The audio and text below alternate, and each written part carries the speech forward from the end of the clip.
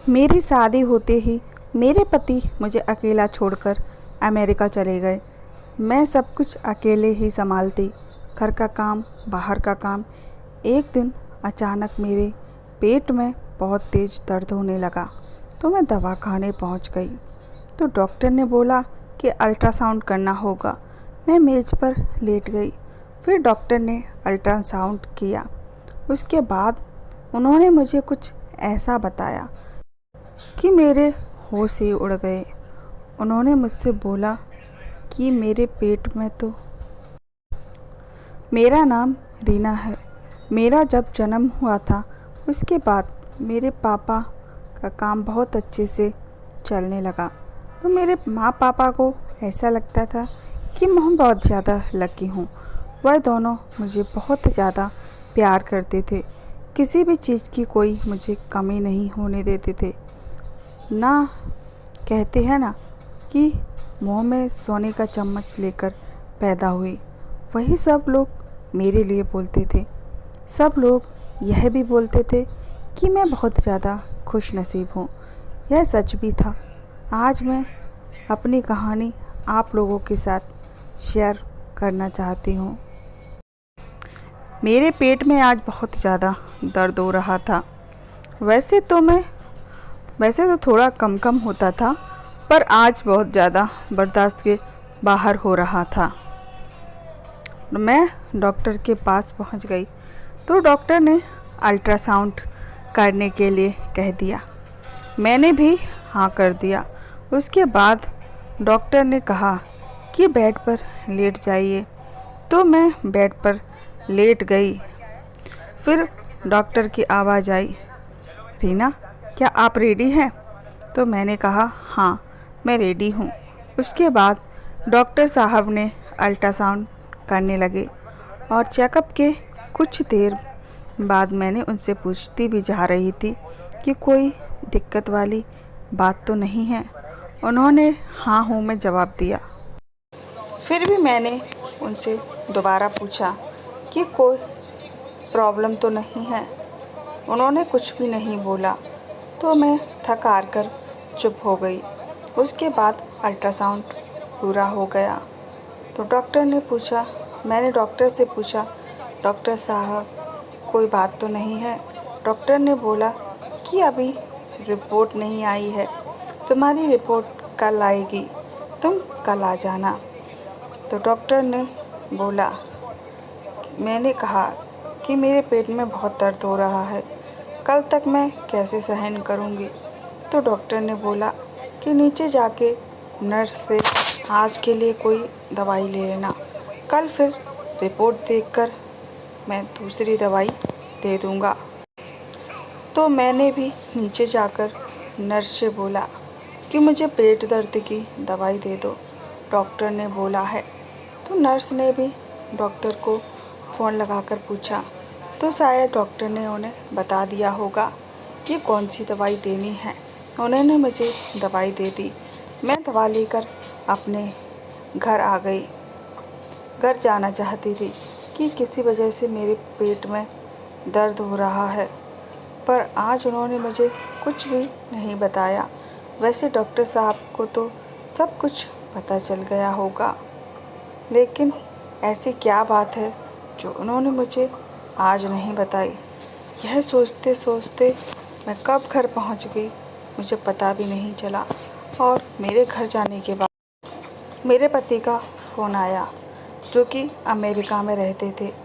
मैंने भी गुस्से में आकर फ़ोन कट कर दिया, क्योंकि सारा काम मुझे ही करना पड़ता था, घर का भी बाहर का भी। ऊपर से ये पेट दर्द की दवा खाओ, दवा खाने अकेले ही जाओ। वैसे तो मेरे ससुराल वाले और मेरे मायके वाले पास में ही थे, पर मायके बिल्कुल अलग अलग है, दूसरे गांव में था, तो यहाँ से थोड़ी सी दूर पर था। लेकिन मैं भी उन लोगों के साथ लेके नहीं जाती थी, अकेले ही अपना सारा काम कर लेती थी। उसके बाद डॉक्टर ने जो भी दवाई दी थी, वह दवाई खाने के बाद मेरा दर्द काफ़ी हद तक कम हो गया था। दूसरे दिन मैंने जैसे ही उठी, उठने के बाद नाश्ता किया। नाश्ता करने के बाद दवा खाने जाने लगी तो डॉक्टर से पूछा कि क्या बात है। तो डॉक्टर ने बताया कि तुम प्रेग्नेंट हो, पर थोड़ी सी दिक्कत है। मैंने कहा क्या बात है, मुझे साफ साफ बताओ। तो डॉक्टर ने कहा कि बच्चे में थोड़े दिमाग की कमी है, चाहो तो आप इस बच्चे को अबॉर्शन करवा सकते हो। यह बात सुनकर मुझे बहुत दुख हुआ और मैंने सोचा कि अपने पति को इस बारे में कुछ न बताऊं कि मैं प्रेग्नेंट हूं और उन्हें बिना बताए ही अबॉर्शन लेती हूं। जैसे ही घर पर बैठकर सोच रही थी क्या करूं, तब मुझे मेरे मायके की याद आने लगी। वहाँ पर तो मैं कितनी खुश थी। वहाँ मुझे मेरे माँ और पापा कितना प्यार करते थे, मेरी हर एक ख्वाहिश पूरी करते थे। जो काम की शुरुआत करते थे मेरे हाथों से ही करवाते थे। पापा कहते थे कि मेरी बेटी जिस काम को हाथ लगाती है वह काम दिन दोगुना रात चौगुना बढ़ता है। एक दिन की बात है, मैं किचन से पानी लेने के लिए गई तो मैंने वहाँ पर देखा कि मम्मी और पापा आपस में झगड़ रहे हैं। मेरे पापा मेरे मम्मी से बोल रहे थे, जैसा तुम चाहती हो वैसा कभी नहीं हो सकता। उनकी बातें सुनकर मैं अचंभे में पड़ गई। यह सोच रही थी कि वह किस बारे में बातें कर रहे हैं। मैंने कुछ नहीं कहा, सीधे अपने कमरे में आ गई। 2-4 दिन सब कुछ नॉर्मल चल रहा था। उसके बाद एक दिन माँ घर से छुप कर निकल रही थी। ऐसी क्या बात है जो माँ इस तरीके से घर से छुपा कर निकलना पड़ रहा था। उसके बाद मैंने सोचा कि मैं माँ का पीछा करके आज इस राज को जानकर रहूँगी। जैसे ही मैं माँ के घर से निकली, मैं माँ के पीछे ही घर से निकल ली और उसके बाद मैंने एक टैक्सी बुक कर ली। मैंने उस टैक्सी वाले से कहा कि मेरी माँ की गाड़ी का पीछा करो। तो टैक्सी वाले ने पहले तो मना कर दिया, लेकिन फिर मैंने उसको ज़्यादा पैसा देने का लालच दिया तो वह राज़ी हो गया। तो पहले तो मेरी माँ की गाड़ी एक मिठाई की दुकान पर रुकी। उसके बाद वह किताबों, मिठाइयों की दुकान पर, कपड़ों की दुकान पर रुकी। उन्होंने खूब सारे कपड़े खरीदे। मुझे समझ नहीं आ रहा था कि माँ ये सब क्या कर रही है। उसके बाद गाड़ी एक अनाथ आश्रम के बाहर रुकी और माँ गाड़ी से उतरकर सीधा अनाथ आश्रम में अंदर चली गई और ड्राइवर से बोला कि सारा सामान लेकर तुम अंदर आ जाओ। तो मैं बहुत देर अनाथ आश्रम के बाहर माँ का इंतज़ार कर रही थी। लगभग 1.5 घंटे बाद माँ आंखों में आंसू लिए अनाथ आश्रम से बाहर निकली। तो मैं भी घर के लिए निकल ली। माँ से पहले फटाफट से घर पे पहुँच गई और माँ के आने के बाद मैंने माँ से बहुत पूछने की कोशिश की कि माँ आपको कोई परेशानी तो नहीं है, मुझे बताओ।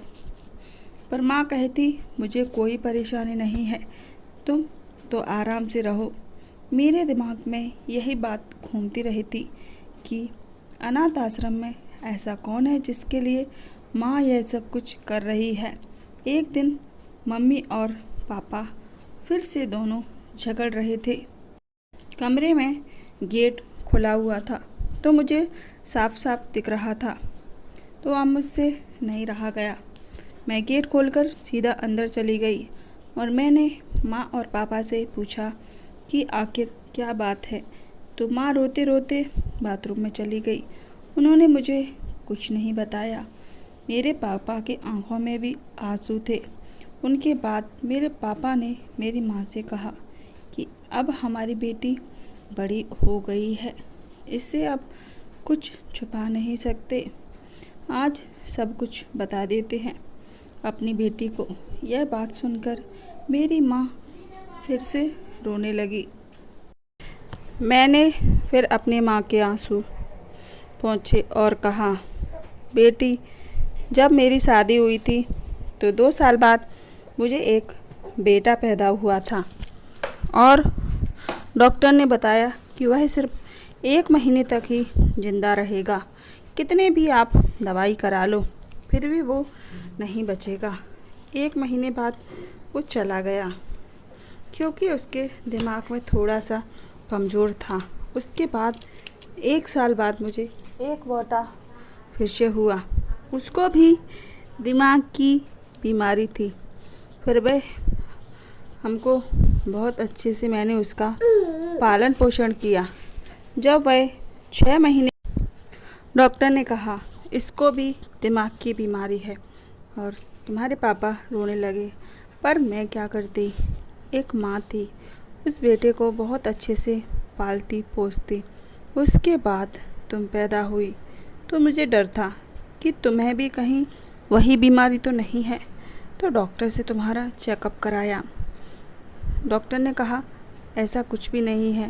डॉक्टर ने कहा तो मैं बहुत खुशी के मारे चहक उठी क्योंकि डॉक्टर ने कहा था तुम्हें कोई भी बीमारी नहीं है, तुम बिल्कुल एक नॉर्मल बच्चा है। पर तुम्हारे पापा चाहते थे कि तुम्हारे भाई को मैं अनाथ आश्रम में रखें क्योंकि उनको ऐसा लगता था कि तुम्हारे भाई कुछ अजीब सी हरकत करते हैं, उसका असर तुम्हारे ऊपर भी न हो जाए। मैं उनसे बहुत मना किया पर तुम्हारे भाई को वह अनाथ आश्रम ना भेजे, पर उन्होंने मेरी एक ना सुनी। मुझे भी तुम्हारे भाई को अनाथ आश्रम मजबूरी में भेजना पड़ा।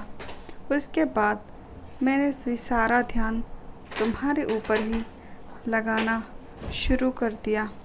पर मैं तो एक माँ थी ना, मैं हर 1 महीने में एक बार मैं अपने बेटे से मिलने अनाथ आश्रम में जाती बिना तुम्हारे पापा को बताए।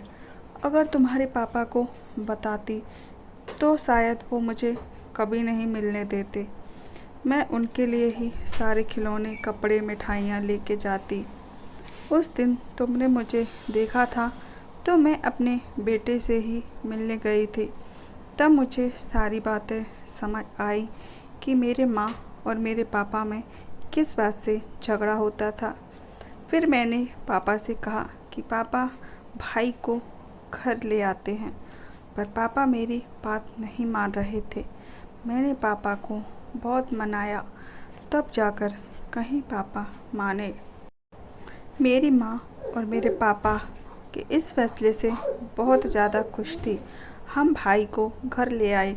कभी कभी भाई ऐसी बातें करता जो कि बहुत ही ज़्यादा समझदार होती, कभी कभी भाई कुछ अजीब सी ही हरकतें करने लगता। ये सारी बातें मैं लेटे लेटे सोच ही रही थी। तब मुझे याद आया, हो सकता है कि माँ की तरह मेरे बच्चों की भी दिमाग कमज़ोर हो, क्योंकि मेरे दोनों भाइयों का दिमाग कमज़ोर। डॉक्टर ने दवाइयाँ तक नहीं करी, मना कर दिया था कि इनका अब कुछ नहीं हो सकता। ऐसा ही मेरे साथ, मेरे बच्चों के साथ भी हो रहा था। फिर मुझे मेरी एक सहेली की नेहा की बात मुझे याद आई। नेहा ने कहा, जो कहती थी अगर तुम्हारी किस्मत पे बच्चों का सुख है तो वह तुम्हें ज़रूर मिलेगा, चाहे कुछ भी हो। कभी कभी तो डॉक्टर के टेस्ट भी फेल हो जाते हैं। हम सिर्फ डॉक्टर की बातों पे विश्वास करके कोई भी काम कर लेते हैं, कोई भी दवा ले लेते हैं। अगर वह बच्चे को ख़राब बता देते हैं तो बिना सोचे समझे हम अबॉर्शन तक करवा लेते हैं, जबकि हमको तो यह पता भी नहीं होता कि हमारा बच्चा सच में ख़राब है या फिर सही है। तुम तो एक व्रत करो, बाबा कहते हैं कि वह सब लोगों का दुख दर्द हर लेते हैं। तुम बस भोले बाबा का व्रत करो और उनके ऊपर सब कुछ छोड़ दो, वह तुम्हारी प्रार्थना जरूर सुनेंगे। अबॉर्शन करवाने की तो सोचना भी मत। कभी कभी ऐसा होता है कि पहले हम अबॉर्शन करवा लेते हैं तो हो सकता है कि तुम्हें दोबारा बच्चा रहे ही नहीं, क्योंकि डॉक्टर भी कभी कभी ऐसी गलती कर देते हैं जो हमें पता भी नहीं होता, जिसका खामियाजा हमें भुगतना पड़ता है। तुम तो बस भोले बाबा पर विश्वास करो और बस 9 महीने पूरे होने का और बच्चा पैदा होने का इंतज़ार करो। जितने भी अपनी सहेलियों की बातों को मानकर 9 महीने तक भोले बाबा की पूजा करी और उनसे हर रोज़ विनती करी कि मेरे बच्चे को सही सलामत पैदा कर देना। 9 महीने हो गए। 9 महीने बाद मुझे एक प्यारा सा बेटा हुआ और उसमें कोई भी कमी नहीं थी। डॉक्टर ने भी कहा कि यह बच्चा पूरी तरह से स्वस्थ है। तो मेरी सहेली आई, मैंने उसको गले लगाकर बहुत रोने लगी और कहा, तुमने सारी बातें सही कही थी। हम किसी पर विश्वास करते हैं तो वह भी हमारे विश्वास को टूटने नहीं देता। हमारा बेटा, जिसे डॉक्टर ने दिमागी तौर पर कमज़ोर बता दिया था, आज वह सही सलामत है। उसके बाद मैंने मेरे पति को फ़ोन किया। पति ने खुशखबरी सुनकर भागकर घर आ गए। मेरे पति को यह अपना काम धंधा यहीं पर अपना सेट कर लिया और मेरे पति बहुत खुश हैं और हमारा बच्चा भी अभी तक स्वस्थ है। वह 10 साल का हो गया और आप लोगों को मैं यही बताना चाहती हूँ लोगों से यही बताना चाहती हूँ कि अगर हम किसी पर भरोसा करते हैं तो सामने वाला भी विश्वास बनाए रखने का पूरा कोशिश करता है। जो मेरी सहेली ने कहा, अगर हमारे नसीब में कोई चीज़ होती है तो वह हमें ज़रूर मिलती है। आज की कहानी आप लोगों को कैसी लगी? अगर अच्छी लगी हो मेरी कहानी तो चैनल को सब्सक्राइब ज़रूर कर लेना। मेरा एक चैनल और भी है, MP ब्लॉगर सुमन, जिस पे मैं ब्लॉग डेली डालती हूँ, डेली लाइफ स्टाइल डालती हूँ। उसको भी सब्सक्राइब करना बिल्कुल भी न भूलना, जिसका लिंक मैं डिस्क्रिप्शन बॉक्स में दे दूँगी। तो चलिए मिलती हूँ नेक्स्ट वीडियो में नेक्स्ट कहानी के साथ।